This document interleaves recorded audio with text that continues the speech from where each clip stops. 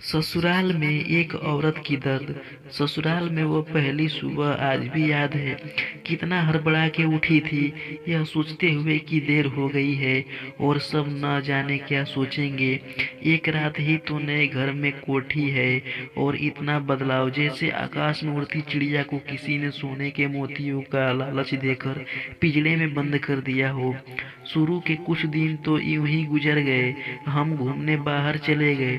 जब वापस आए तो सासू माँ की आंखों में खुशी तो थी, लेकिन बस अपने बेटे के लिए ही दिखी। मुझे सोचा शायद नया रिश्ता है, एक दूसरे को समझने में देरी लगेगी, लेकिन समय ने जल्द ही एहसास करा दिया कि मैं यहाँ बहू हूँ, जैसे चाहूँ वैसे नहीं रह सकती।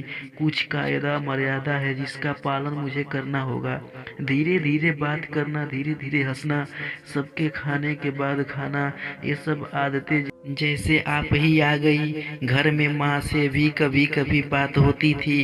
धीरे धीरे पीहर की याद सताने लगी। ससुराल में पूछा तो कहा गया अभी नहीं, कुछ दिन बाद। जिस पति ने कुछ दिन पहले मेरे माता पिता से ये कहा था कि पास ही तो है, कभी भी आ जाएगी, उनके भी सुर बदले हुए थे।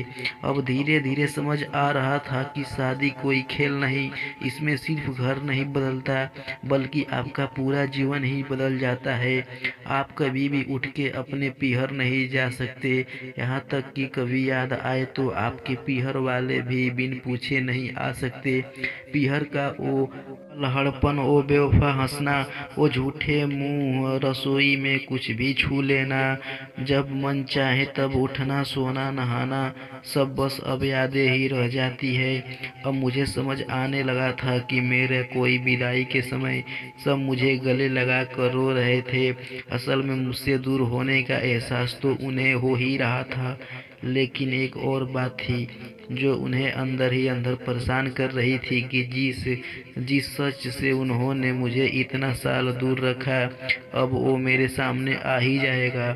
पापा का ये झूठ कि मैं उनकी बेटी नहीं हूँ, बेटा हूँ, अब और दिन नहीं छुपा पाएगा।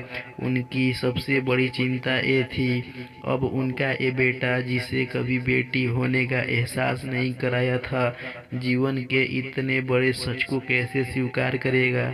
माँ को चिंता थी कि उनकी बेटी ने कभी एक गिलास पानी का नहीं उठाया, तो इतने बड़े परिवार का जिम्मेवारी कैसे उठाएगी। सब इस विदाई और मेरे पराये होने का मर्म जानते थे, सिवाय मेरे। इसलिए सब ऐसे रो रहे थे जैसे मैं डोली नहीं, अर्थी में जा रही हूँ।